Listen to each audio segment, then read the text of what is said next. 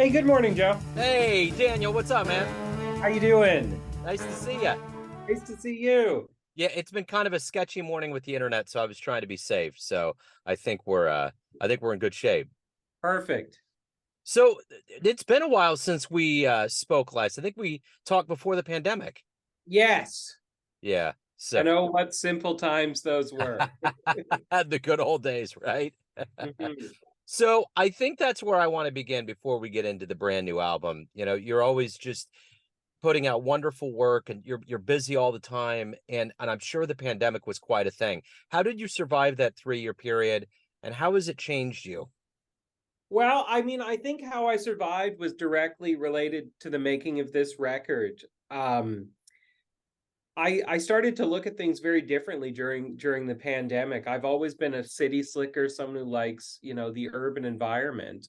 And then during this pandemic, I started kind of yearning for open spaces, like not being around people all the time, all these kind of things perhaps I'd overlooked. And that was a real inspiration to making the record. And I think like everyone else, I embraced kind of a simpler way of life. I had my little routines, what time I would go for a walk, when I would work on my writing. But I'm thrilled to be kind of on the other side of it and no longer teaching on Zoom and, you know, back at it and being able to get my band together and being able to play music again safely with people. So speaking of this album being kind of a saving grace, how did you orchestrate this? You always have a lot of people that are a part of the project. How did this kind of begin and how did it come to its successful completion? Well, I started off with the idea of wanting to reimagine folk music. And so I began kind of in earnest with the writing on that. And as the composing was taking shape, I realized I really wanted guitar on this record, which is a voice that I hadn't used previously. But something about guitar to me really spoke to the folk elements of this record.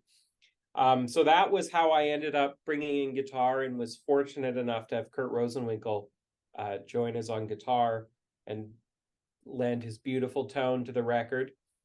And then one of the other pieces was Shenandoah that I was working on, and I wanted to do it as a baritone saxophone feature. And that was one where I just kind of asked myself, like, who would I most in the world love to hear play this arrangement? And then that led me to reach out to Scott Robinson. This album was the first time we've worked together, uh, but since then, I've brought him to come to a residency at the university I teach at. We've played together in New York. He's come and played with me again in Vancouver. So that was the birth of a great musical friendship there. So I think that's the other part of this is that did some of the schedules for these players free up a little bit over COVID to make it a little bit easier or how you got such big names on here? Absolutely, it did. And I think like a perfect example of that is Ben Kono, who played beautiful Reed 1 on this record, playing oboe and soprano saxophone. He's a Broadway guy. His career is playing Broadway shows and Broadway, I think, was still basically shuttered when we did the recording. It had certainly not fully come back. Um, so he was available, and then I'm very fortunate in the sense that I think a lot of people made time to make the project work because someone like Dan Weiss, I'm sure he constantly has offers for tours and recording. Same with Noah Preminger, but I'm very grateful that they prioritized this session and we're all able to make it. So how did everything come together? You have all of these people that are, veterans, modern legends, and everybody, and you always have all of these voices coming together. How well did all of this gel and happen during the construction of this album? Well, it was great from the moment they got off the plane. They went straight from the airport to the first rehearsal, and I was conducting them, and I was blown away. Like I knew it would be good, but I didn't know it would be this good, kind of thing.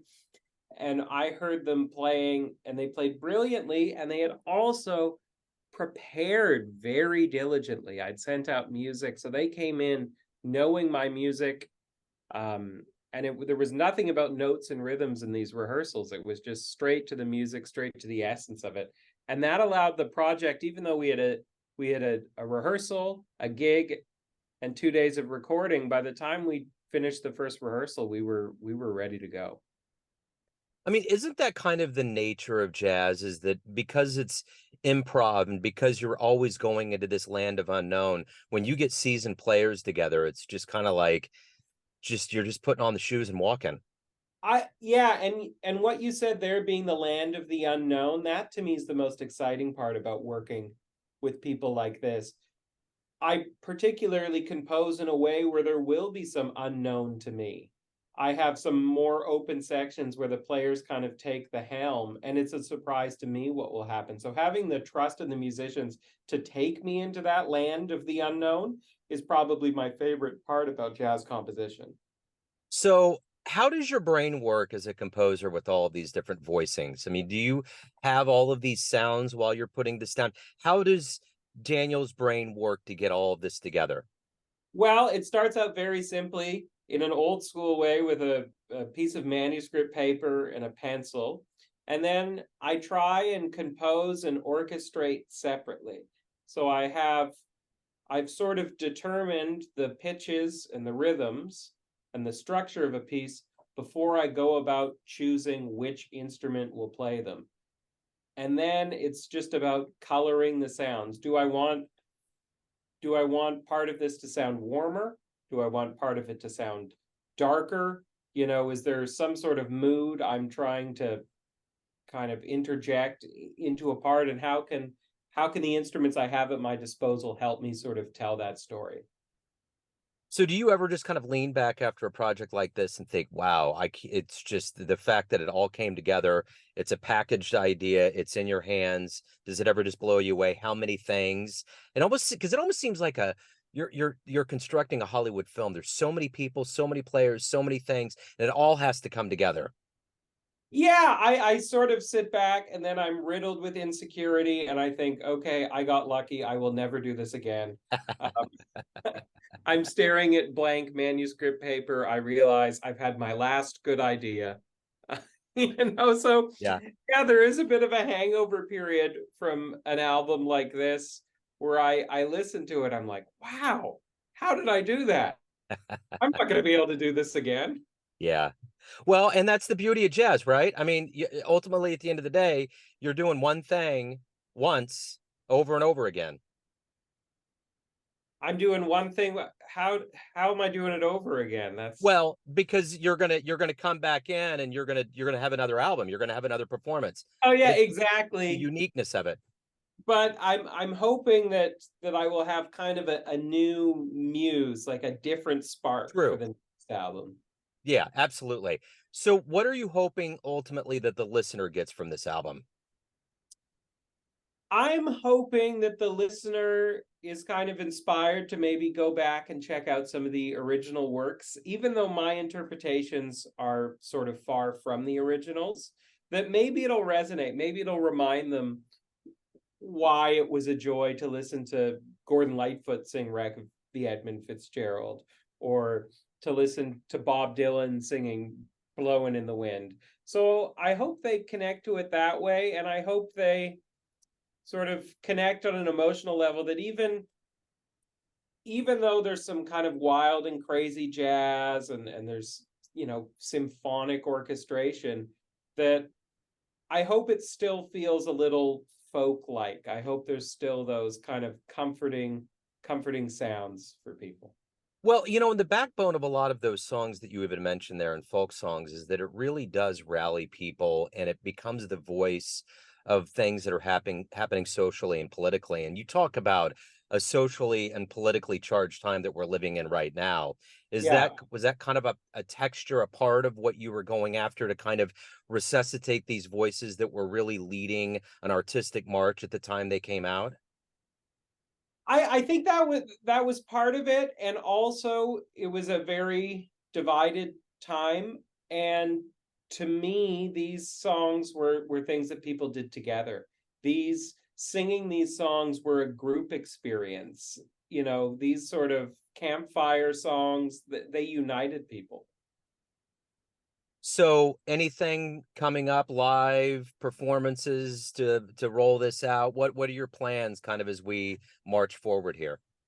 We did an album release concert at the Vancouver International Jazz Festival, which was great. I'm hoping, fingers crossed, to be playing this music in Turkey in fall of 24. I have an offer for that, so I will keep people posted on that. And then my next thing is we're welcoming a friend of mine, a Brazilian pianist, Enrique Eisenman, um, to Vancouver, and I'm reimagining some music by Hermeto Pascoal and Antonio Carlos Jobim, and we're doing sort of a Brazilian-inspired show with Enrique.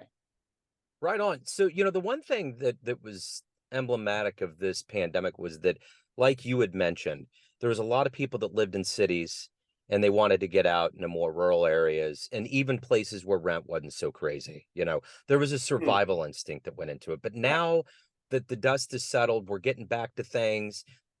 Does it seem as though the jazz community is stronger than ever? I think so. I think we're all maybe a little more grateful that we can do what we do, though I find jazz musicians to be oftentimes quite kind of grateful that we get to participate in this amazing tradition. But it is wonderful to be able to think big again and to have projects again and recording sessions and tours. I think there was a lot of pent up creative energy, and now we're seeing a lot of amazing records come out. We're seeing kind of the results of people maybe getting more time they had to devote to projects than maybe they thought they would. So if anyone wants to pick up this album, best place for them to pick it up, and anything, like you mentioned, shows anything about your world, where can they go? Sure, it's on Bandcamp. I'm on a fantastic label, Cellar Music. It can be checked out there along with a ton of great other records they've put out. My website has links to it. I'm all over social media. Sadly, I'm very, very easy to find on there. So there I do. are lots of avenues I promote my stuff. Yeah, no, that's good. And I do want to specifically point out, I just did a show this week that I tend to kind of bounce between modern and the old school, but I did everything modern. There must have been like 5 albums on Cellar Live, and I just want to bring up Corey Weeds and what he does and how much stellar music. Because I know every time I get a Cellar Live album, it's always going to be spot on, and I'm looking forward to it. Yeah, absolutely. Brad Turner has a new one coming out, and Yes.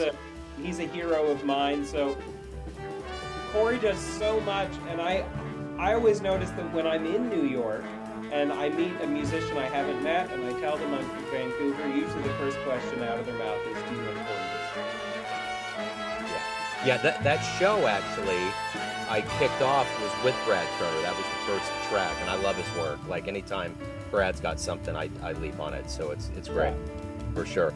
So Daniel, it's great to catch up with you. And kind of as the dust is settled, you got an album. It's wonderful to see all you cats back out at it. It was hard during the pandemic, man, to hear everybody with the pent up energy and canceled shows. So it's nice to see that the floodgates are just the Noah's Ark is just going. So Well, and thank you so much for your interest in it and helping spread the word. I was thrilled to chat again. absolutely. And